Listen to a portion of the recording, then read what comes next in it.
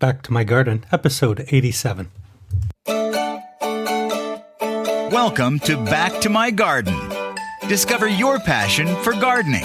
Here's Dave Ledoux. What's the hottest trend in gardening? I think the hottest trend is aquaponics. Can you really grow a massive garden powered by fish? Find out more and discover the secrets to building fish-powered gardens at www.BackToMyGarden.com/fish. Attention garden lovers. Do you want to save time, save money, and have your most amazing garden ever? Receive free tips, strategies, and gardening techniques from passionate gardeners around the world. Join the VIP Club for free today at www.BackToMyGarden.com/VIP. Well, good morning, good afternoon, or good evening, depending on where you are in the world when you listen to this. I'm Dave Ledoux, and welcome to another episode of Back to My Garden. And today we have a great guest. We're going to go over to England. Jenny is a passionate grower and has a love of vegetable gardening. She's an avid keeper of chickens. She's into preserving, which is a big part of her life. She's into allotment gardening, and we're going to talk a lot about that. She gets all 4 seasons of weather in Lancashire, near Manchester in England.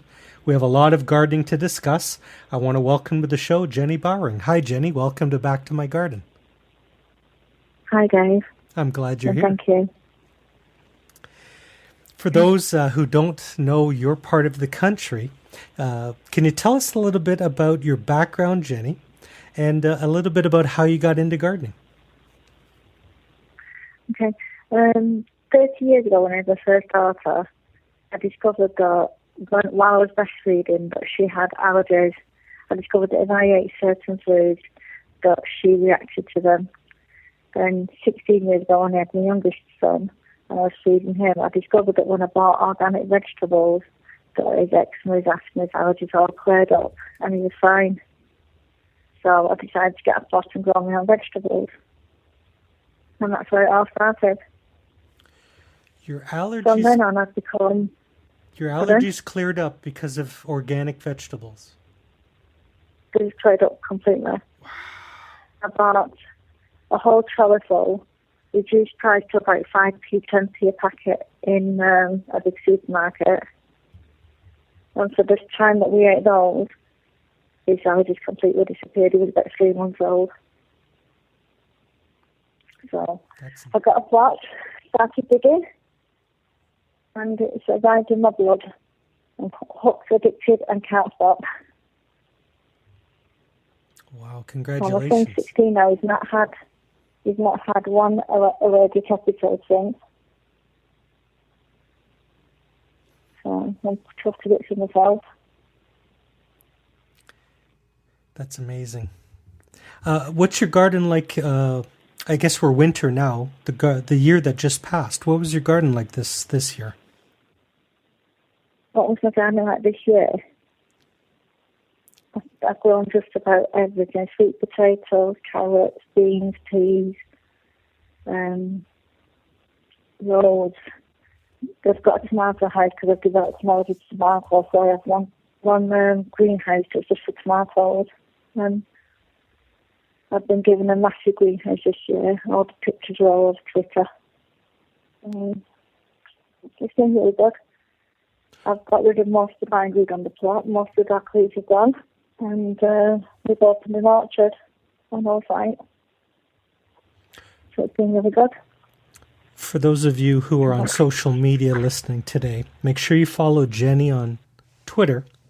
It's at JENNYBOWRING, the number 1, Jenny Bowring 1. Jenny has a very active Twitter feed, shares her garden photos, garden information. Can you tell us a little bit about how you got into preserving, Jenny? Well, when you get to the lots of things and you've got like 100 courgettes all growing at the same time, and you've got cabbages coming out your ears, and the carrots are up to buckets full of them, and your onions are all starting to grow because you've got them in the shed and things like that. You just have to find a way to make it last throughout the year. So I started making pickles and freezing things and bottling things and just trying to make them stretch as far as possible. So I have loads and loads of red cabbage pickled and beetroot pickled and all different colours of beetroot pickled. I've just recently got into like bottling things, like making tomato sauce and bottling them as opposed to freezing them to free up the freezer space. I put things in sand to keep them, fresh and things. I've tried making I've tried layering them in straw in the ground. I can't remember what it's called. And that didn't work. I just grew potatoes through it. It was funny. I've had quite a few grim experiences of things going off in the wrong places. But overall, I think I've learned that I can keep my produce going for the whole year. So it's been good. Outstanding. I had beetroot last night. We pickle our beets as well. They're one of our favorites. We don't all eat beetroot, but my son loves it with like potato hash and things like that. So it was good. Talk to me about your allotments. How big are they? How long have you been gardening on the allotment? I started 16 years ago. It's probably 40 feet by about 80 feet. And I've got another half a plot, which is probably 60 feet by 80 feet. No, 60 feet by 40 feet. It's just a big rectangular land. I've got raised beds in some of it. I've got an asparagus bed, raspberry canes, things like that. And I've got a 20-foot by 60-foot chicken run built in there. Coop and everything. We keep 10 chickens. And we have a fruit area with trees and bushes and things.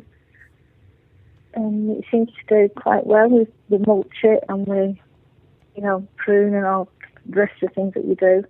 I really enjoy it. I think that it's great for people to start learning. And I quite often have new people come and take a part of my patch so that they can learn from it, which is quite good.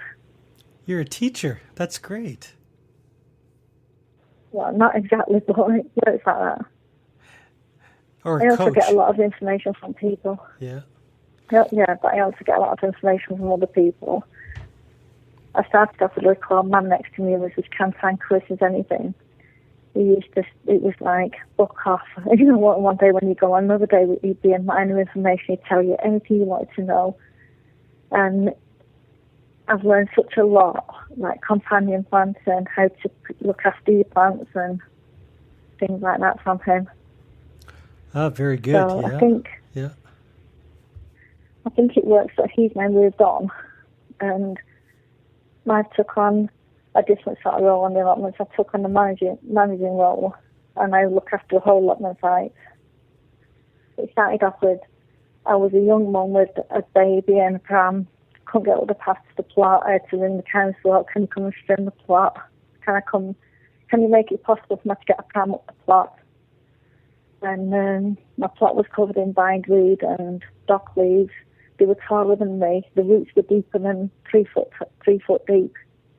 It was a struggle. There was loads of rubbish to clear, greenhouses, and the shed had a 3-foot drop inside it. You open the door and there's a 3-foot drop. So we had to get rid of those, make it safe for the children to play on. And I think we were about 2 years in. We discovered that the waiting list was like 300 people, but there was only actually 3 plots taken. So by the time man called Manny from the council came and he told us that you could self-manage the plots, you could look after them, and he told us of our rights and what we were entitled to, what the council should provide for the money we were paying. And I started lobbying the council to do jobs for us. And it became like a bit of a mission. I wanted to pass and I wanted it clear and I wanted the site to be full and used and everybody to enjoy themselves. So I took on the waiting list and worked quite hard getting people to take plots. When they were waiting list being only about 20 people long, the one-legged man couldn't have one. there was a lot of people that had died like 20 years previously that still haven't put their name off the waiting list. So it was a bit of a struggle, but I think we managed quite well. And then self-management came up about 8 years ago, and we decided to manage the plots ourselves, me and my friend Gary. So what we've done is we've taken over the management, we collect the rents, and we put the money that we raised back into the plots. So the site is now got a clear path with a hard surface, every plot's fenced. And we discovered 2 abandoned plots at the back. So we climbed through a fence into these plots, and we asked the neighbours what they'd like to see happen to those plots. And we found there was a bit of a controversy between the council and this land, but we decided to work hard. And we eventually got the council to let us use the plots, not sell them off. Then we couldn't grow anything on them, so we planted fruit trees and created an orchard. And it's like a community thing. New plot holders come and try out the skills on it, and all plot holders come back and just spend time there. And we have a community day every month to do work and to keep in touch. Wow, congratulations. That's fantastic. It works quite well. A lot of work, though, isn't it? I think that I should have been a miner in the previous life because I love digging. Have you found any strange things in the garden? Any Iron Age remains or Viking stuff or anything, any treasures? There's a plot given back to us by some tenants, and we found a coffin on it and some bags with big knots tied in them. It was a bit eerie at first. And then we found out that she was an embalmer and that she'd left just left the coffin there, not realising it would offend anybody. Oh my goodness. It's a bit strange. Yeah. You found a coffin on the allotment. Yep, we did. I wanted to ask... One of the neighbours came. Gone. Oh, sorry. I wanted to ask you about your chickens. Everyone always asks me, how many eggs do you get every week? It just depends on whether there's enough light or whether the chickens are all healthy and what they're doing, and if there's any banging and shouting around. We've got 10 chickens at the moment. We've lost 2 over this year, which was quite sad, really. We do lay 9 or 10 eggs all through the summer, but coming into winter, we've had one that's decided to molt, so all the feathers have fallen out, started just in winter when it's really cold. That was a bit scary because we don't really want to boil chicken in the cold weather, but we've had one that's a little bit off colour and hasn't laid any eggs. So over the winter now, sort of from the beginning of December, we've had between 2 and 6 eggs a day, which is a big drop from what we were getting earlier in the year, but they're quite happy. They follow me around because I escaped onto the plot tonight, and my daughter's boyfriend came over and said, "Oh, I'll come and help you catch them." I said, "Oh, okay." So I put the kettle on, made 2 cups of hot chocolate, and we sat in the greenhouse and waited till they went to bed. So they've all got characters, and they're all easy to keep. I was petrified at first. I thought I can't pick up a chicken. I don't expect me to catch one. But I got them because one of our plot holders was a mental health problem and said, "Could we keep chickens?" I thought, it might do you some good, So I got chickens even though I was terrified. But I quite like them now, and I'm the main carer for them. So it works quite well. Nice. And it gives you some different experience. I didn't know that they all laid different coloured eggs on, that they molt, and I didn't know all these things. I didn't know that, it depends what they eat, whether they have really yellow yolks. It's been a big learning curve. Well, you didn't know that you could run an allotment either until you had to do it. Oh, no, I didn't.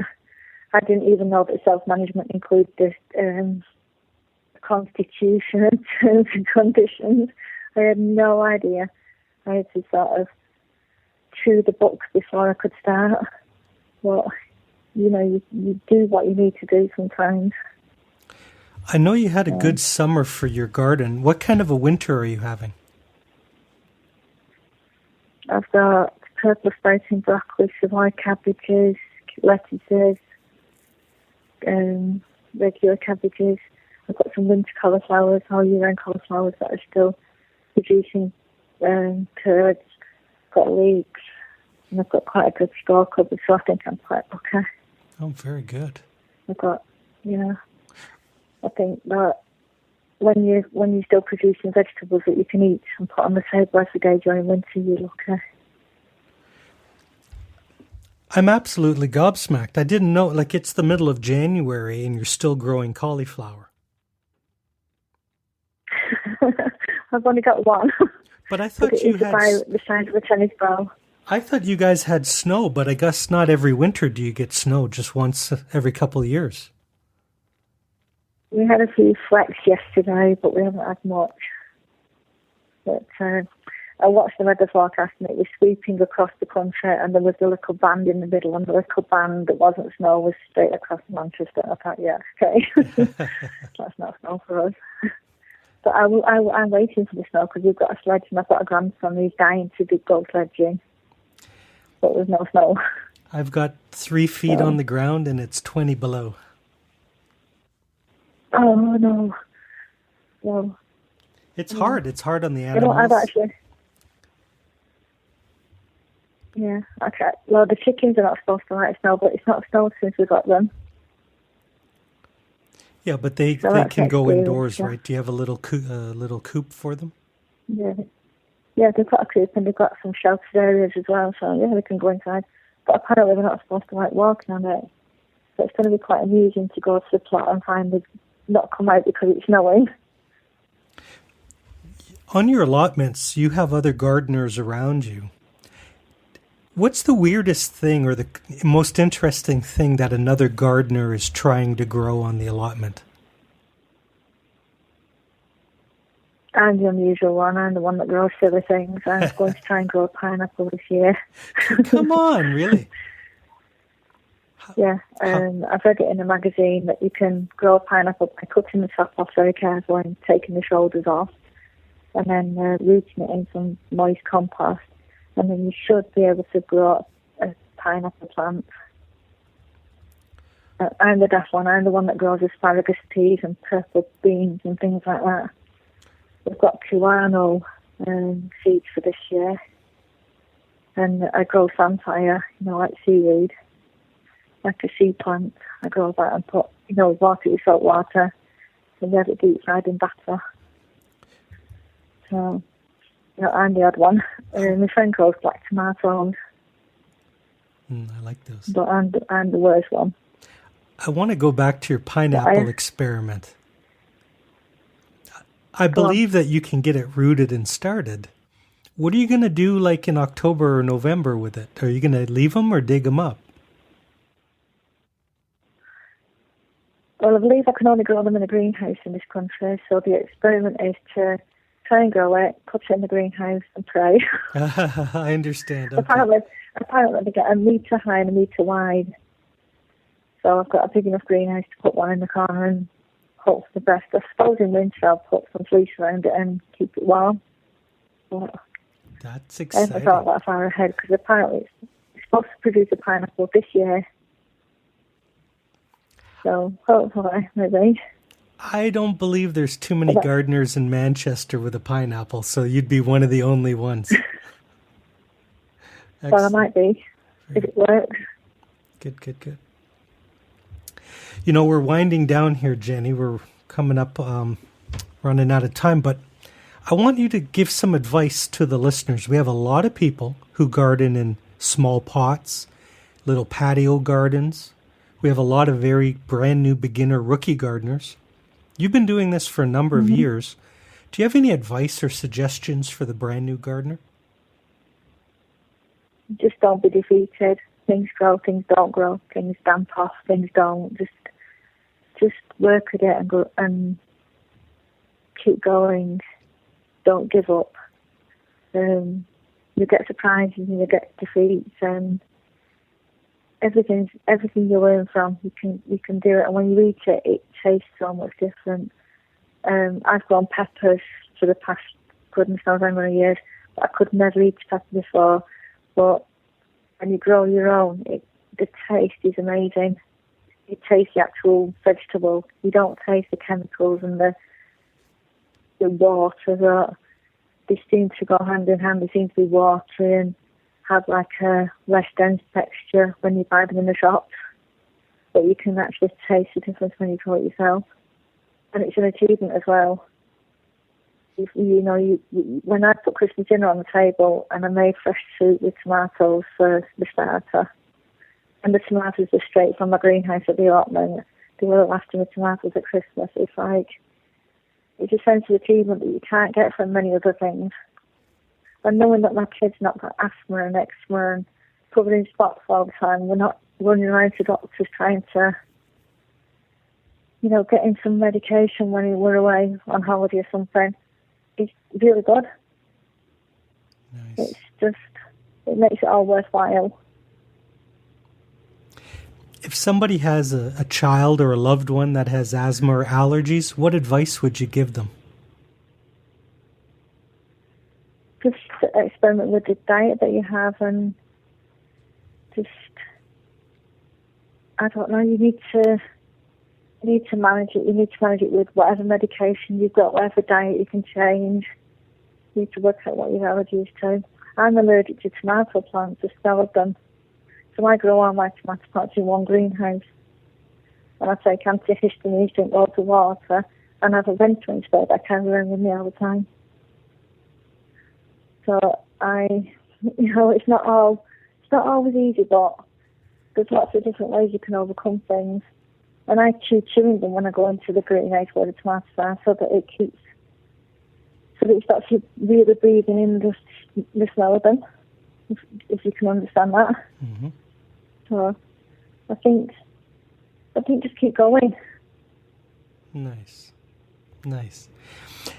We have people who listen to the show who have relatives and brothers and sisters who have never tried gardening before. If somebody's brand new, they've never gardened before, what's one thing that they should try to grow next year or this summer coming up?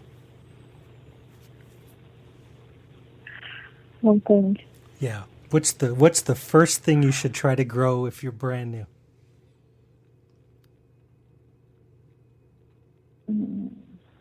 I'd grow everything. I just plant all the seeds and grow everything.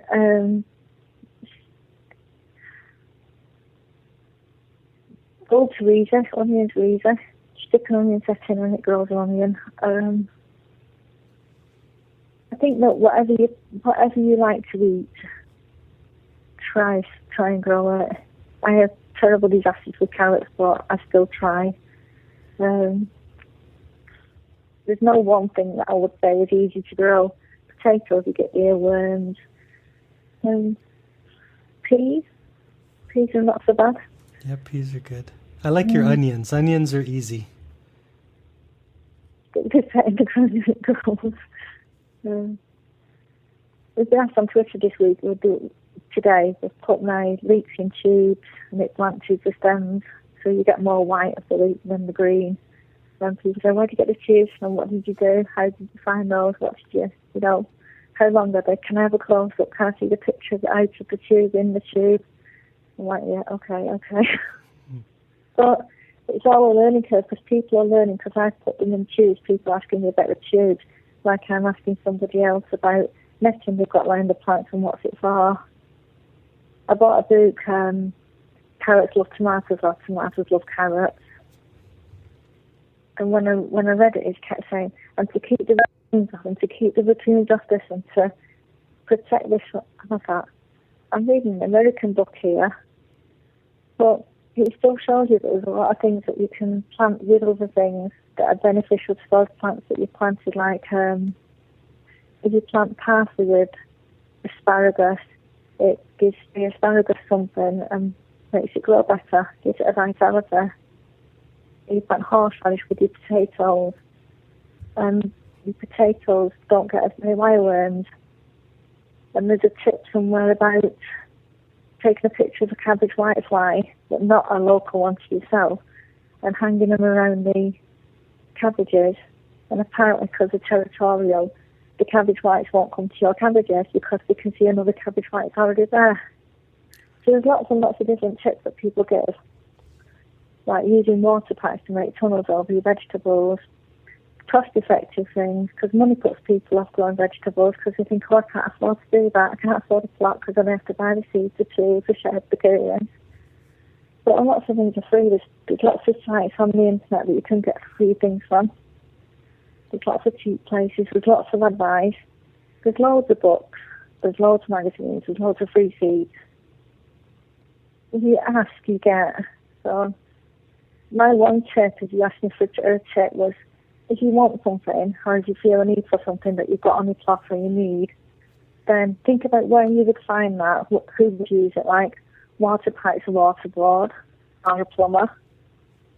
And then you approach several and say, have you got any offcuts, like scaffolding boards to make raised beds? You ring the scaffolding company and say, have you got any out-of-service boards?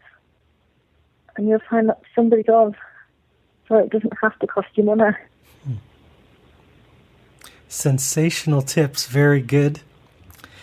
You know, Jenny, we're almost out of time, but I wanted to ask you one more question. There's no right or wrong answer.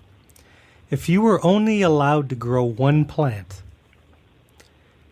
and you were only allowed to grow one plant for the rest of your career, what is your favorite plant that you would grow? Tomato. Good answer. I would have said tomato too, except now I'm loving hot peppers, so I'm not sure what my answer would be. Yeah, you're talking to somebody who's started 6 pepper plants or 4 packages of peppers, chili seeds. Nice. 6 chili plants and 4 packets. Yeah, 4 packs of chili seeds. So, yeah. But tomatoes are versatile. You can add a chili to a tomato, can't you? That's right. They're my favorite. Mm-hmm. Dear listener, we're nearly out of time. Make sure if you're on Twitter that you follow Jenny at Jenny Bowring 1 and say hello to her. Now you have a new gardening friend near Manchester, England. Jenny, you've been a brilliant guest. Thanks for being on the show. Okay, thank you very much, and thanks for having me. Cheers. Thank you. Okay, thank you. Thanks.